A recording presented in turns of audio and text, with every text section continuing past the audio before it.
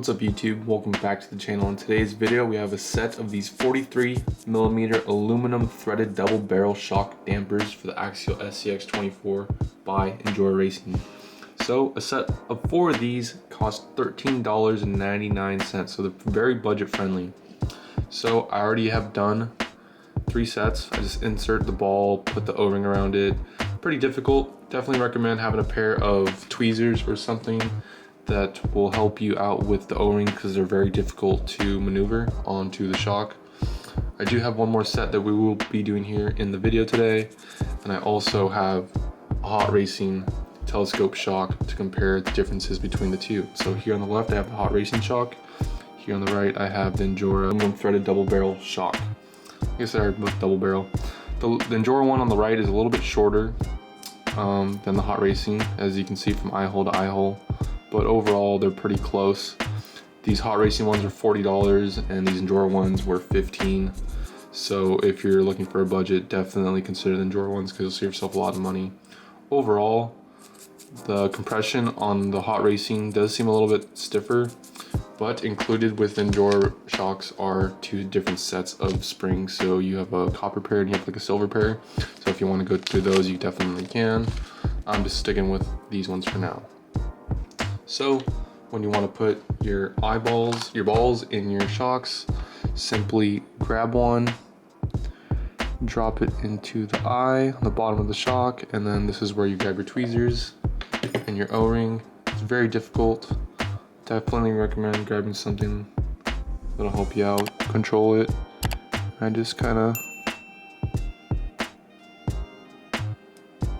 stretch it around the ball.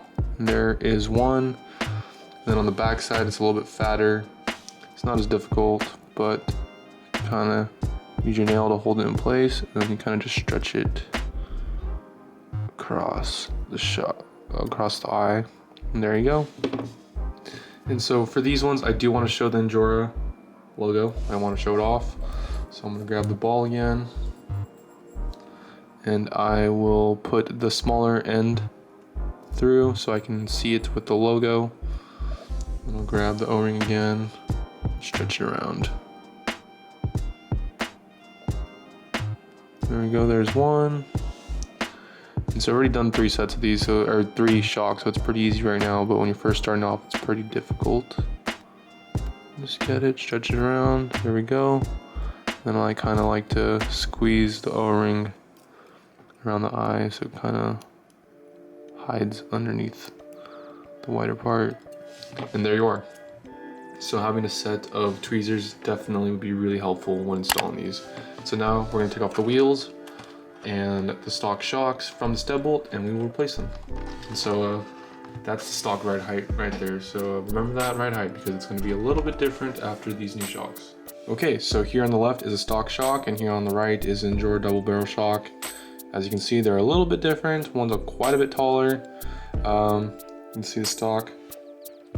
Not really much resistance here. There's a little bit more. Actually, it binds quite a bit. Actually, there's a little bit of a step down. I don't know if that makes sense to you, but like, there's one. There's a second one. 1 compressed, 2. Okay, it's double barrel, duh.